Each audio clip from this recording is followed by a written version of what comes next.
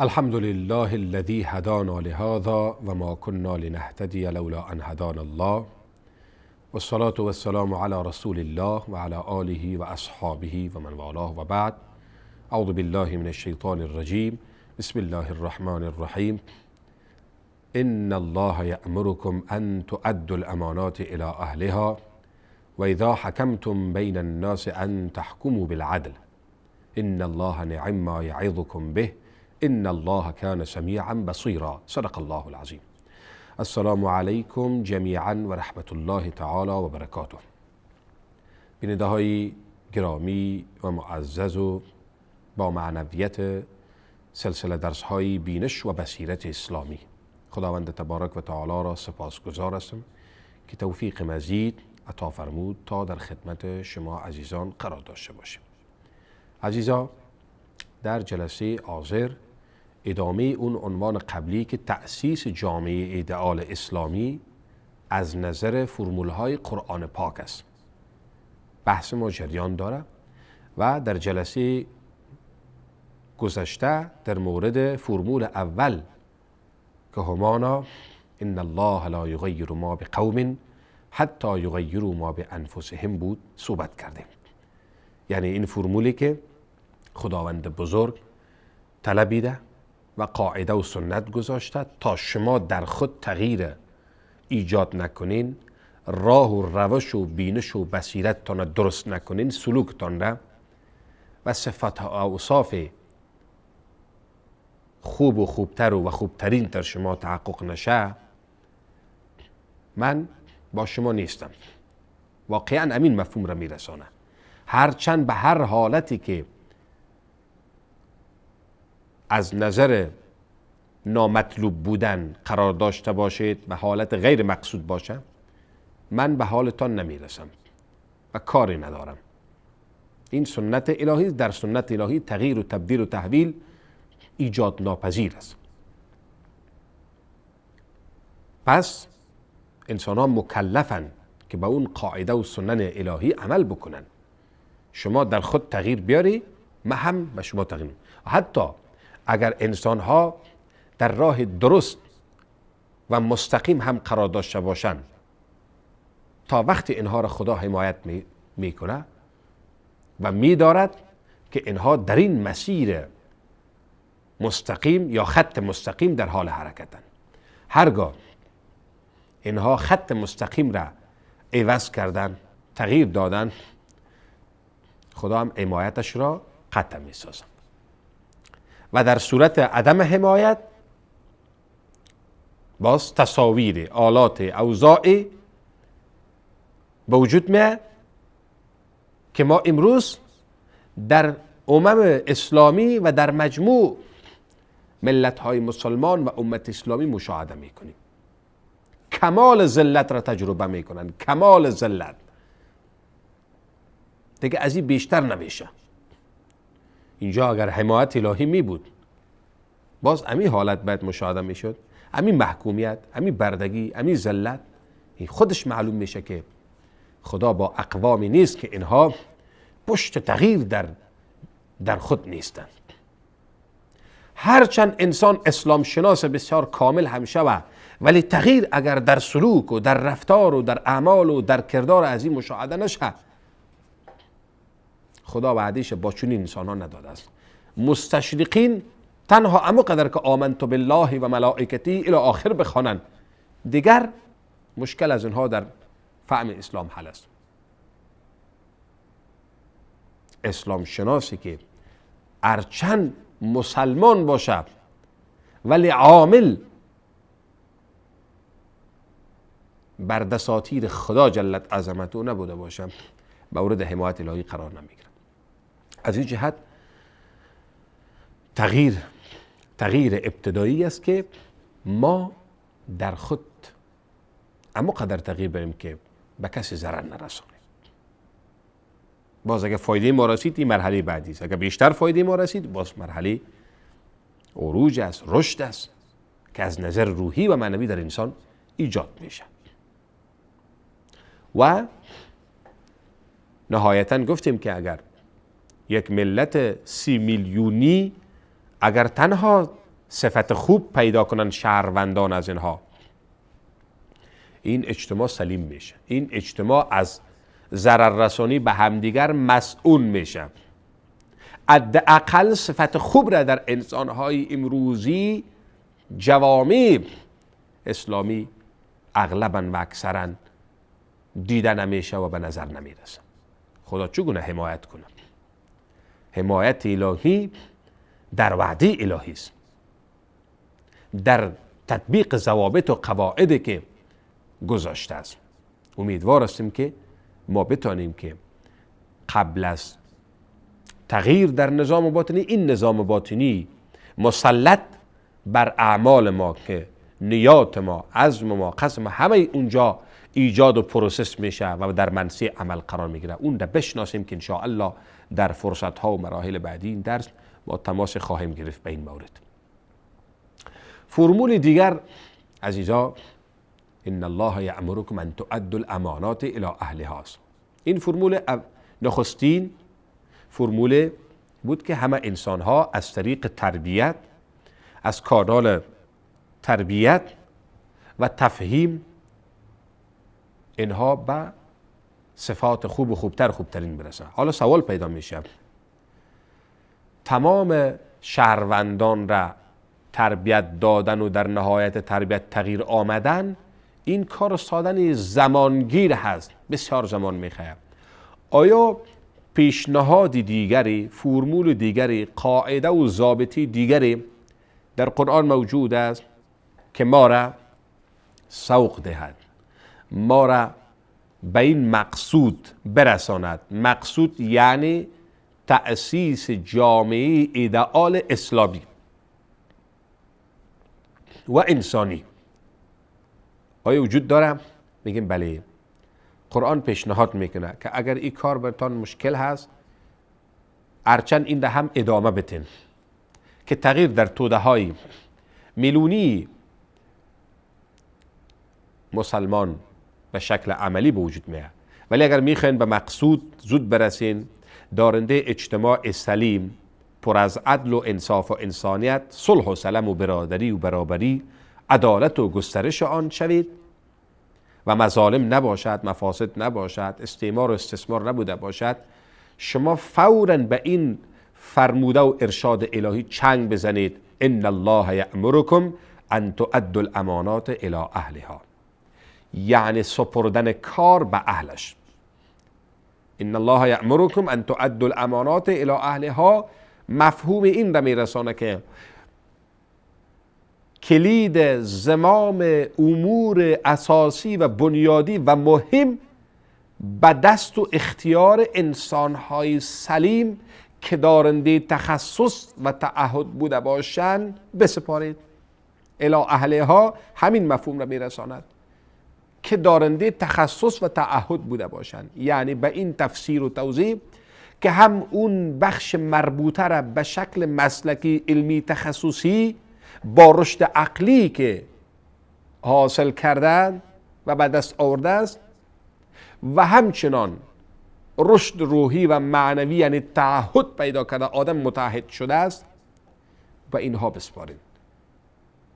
چی میشه؟ شما دارنده جامعه ایدئال اسلامی پر از امن، پر از صفا و صمیمیت و اخوت و برابری، رفع تبعیض و تعصبات با انواع و اقسامش. این فرمول قرآنی است. زمام امور را به انسانهایی که اهلیت داشته باشند بسپارید. شما از مظالم، از تشاویش، از بحرانها، از استرس، از فشارها، از تشاویش خلاص میشین، ودا میگین.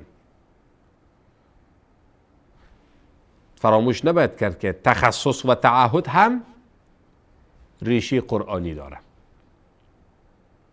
انی حفیظ علیم در قضیه حضرت سیدنا یوسف علیه السلام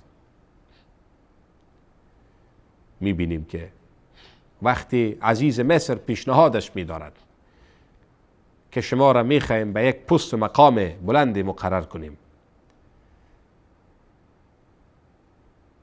اجعلنی علی خزائن الارض، گفت نه مرا به خزائن سرزمین مصر. حتما اقتصاد و مالیه و تجارت اونها وقت یک سکتور، یک ارگان بوده، امور بازرگانی و اقتصادی و مالی.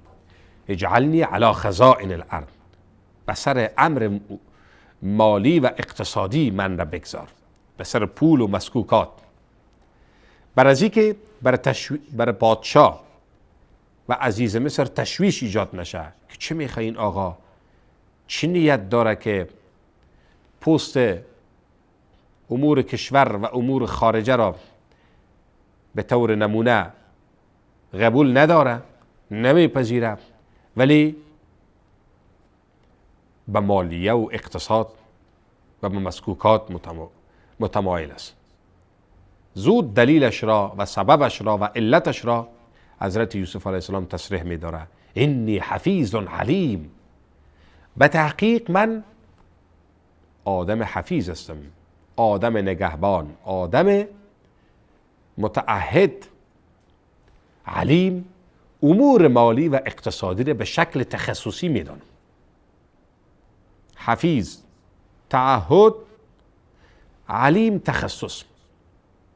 در قضیه حضرت شعیب علیه السلام هم در اونجا که حکایت و روایت و اون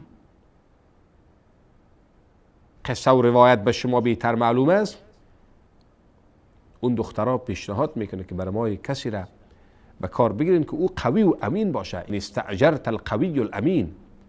قوی اینجا معنای تخصص را میرسانم، چون اینجا کار فیزیکی بوده، و امین معنای تعهد را میرسانم. پس سوالی است که تخصص و تعهد در یک انسان، دکتر است، انجینر است، زاره است، دوکاندار است، ماشین داره، و هر مسلک و به هر چیزی که است، تعهد چیز و تخصص. تعهد یک دکتر به طور نمونه این است که اگر مریض برایش مراجعه کرد، این ظرفیت را از نظر علمی تخصصی دارا باشد که مرضش را بتواند تشخیص بکند، این ظرفیت موجود باشه، این میشه تخصص. اما تعهد این انسان چیز که اگر مریضی و بیماری برایش مراجعه می دارد و این به 200 تومان افغانی، دلار و امثال از این علاجش میشه، بعد بر سر این مریض معامله و تجارت نکنه،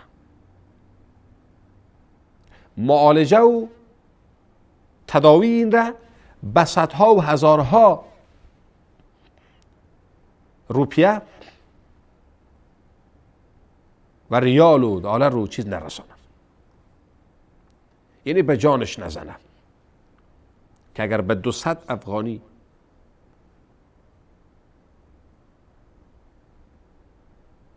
دواش میشه، اون انجام بده، این میشه تعهد. و اگر نوامیس مسلمین به این آقا که دکتر است و متخصص است، تخصص هم داره، مراجعه کرد و تو اون اتاق، اون خونه کسی نبود جز این آقای دکتر و اون مریضه که همسر کسی است یا خواهر کسی است یا مادر کسی است، با اون نگاه برادرانه و مشفقانه داشته باشه، نه نگاه شهوت. اگر به نگاه شهوت دید این دکتر ارچند تخصص داره ولی تعهد نداره، خدا جل جلاله رو حاضر نمیره. تعهد چیست؟ احساس مسئولیت در برابر وجدان. بیشترین محکمه وجدان است. احساس مسئولیت در برابر تاریخ، احساس مسئولیت در برابر مردم، و از همه اشکال مهمتر و والاتر احساس مسئولیت در برابر خدا جل جلاله. خدا جل جلاله را بر سر اعمال و کردار و نیات حاضر و رقیب دانستن. این میشه تعهد. همین قسم یک انجینر یا آدم مکانیک تخصصش چی است که پلان، استراتژی، طرح، نقشی، خوبتر ابتکار در کارش، اما تعهدش است که کارش را توأم با صداقت، عدالت و انصاف پیش ببرد. و همچنین در انسان‌های دیگر. امروز مشکل دنیا مشکل تخصص نیست. رؤسای جمهور کشورها بسیار رشد عقلی کردن، بسیار تخصص دارن. شاید برابر وزن من کتاب نوشته کرده باشن، ولی چرا مصدر خیر نمیشن؟ با همین تخصص و قلم و کتاب و فهم و درایت و درکی که از موضوعات علوم معاش دارن، اینها یک مشکل دارن، یک ذره از رشد روحی و معنوی نیست، بنان متعهد نیستن، مصدر خیر شدن نمیتونن. پس خدای بزرگ میگه که اگر میخواین به جامعه ایدئال اسلامی برسین، پس کارایتون به انسانهایی بسپارین که اونها صاحب تخصص و تعهد بوده باشن. اسلام از یک تویش هم نمیگذره، اردویشه هو به هو مستلزم همدیگر است، تخصص و تعهد. نه از تعهد میگذرن نه از تخصص. شما تاریخ اسلام خواندید. در وقت عباسی ها تو شفاخانه